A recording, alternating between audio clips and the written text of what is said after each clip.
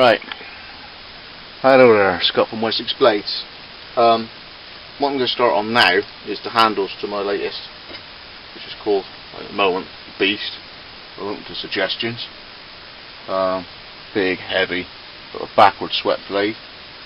So I got all this stock that had just arrived, and unfortunately I couldn't get 3mm brass round. I had to get 1/8.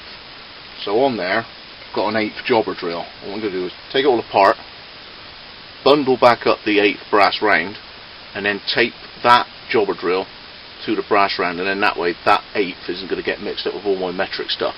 Okay, so I'm going to get going, take this all apart, and bundle it back up with something useful. See you in a bit.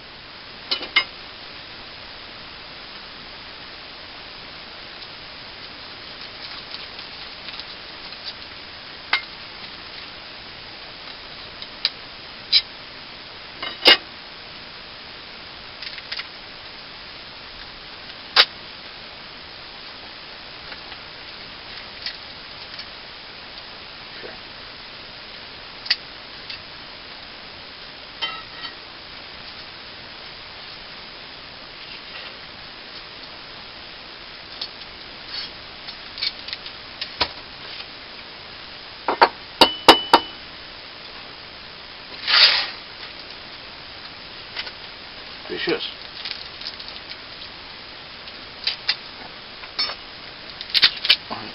Brass can go in there. That's what I want for my knife down here.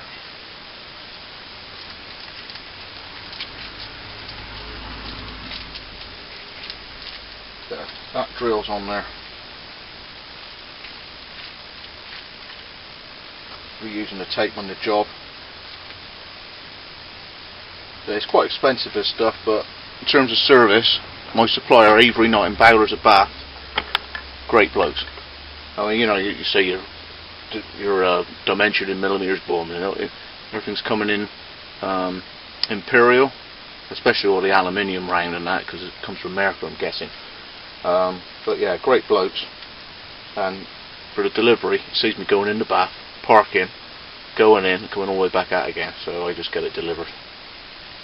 So there's my 1/8 brass round. I quite enjoyed doing that Bowie tombstone with the 8 pins. It looked a little bit more classy using smaller pins than the big brass round I used to use on. So there it is. It's one of my earliest efforts.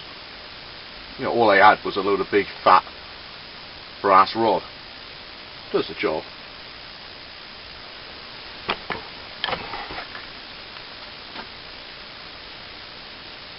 But I actually quite enjoy doing it in a lot smaller round stock. Oh, right, as ever, a bit of a problem. There's my round in mild. There's my, I was guessing this was 5mm. And that was in 5mm. It barely gets in. Excuse me. So, this being hardened, it's a lot easier to make this smaller than that hole bigger. So what I'm going to do is get some goggles on. So I see that.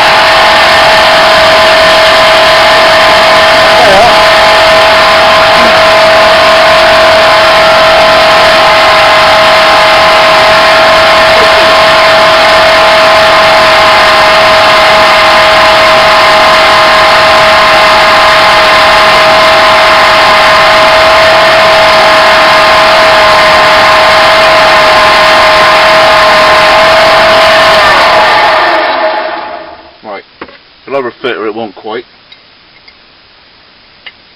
There we go. So that's just, I'm guessing it's took 1/4 mm off each side, so maybe 1/2 mm all over. Also I've scored the edges up, so it's given a key for the epoxy, but that little task there was a lot less aggravation than sticking it in a vise and trying to drill a hardened spring steel with a high-speed steel drill bit or even cobalt. The pistol drill is absolute pain. It's a lot easier if you've got the confidence. I mean, you could get a nice piece of wood, with a little groove in it, and you can push it onto your sander like that, and you've got that piece of softwood. Say you had a big piece bigger than this, you just hold it on there like that as you're twisting it up and down. Save your fingers, but I've been using belt sanders for years, so I got no problem with doing this. Alright, hope that's some help. But that's the usual story. You get all everything delivered, you get your blade, you get it all drilled up, you're ready to go. And there's the end eye done. Just fits through. That ain't going in. I don't know. 5mm, 5mm, different tolerances. Perhaps the drill bit was a little bit worn on the edges. Just lost a 20th of a millimetre, 0.05 of a mil. This slightly over is never going to fit. So there's a way of getting your stock down. At least you can get it in your holes.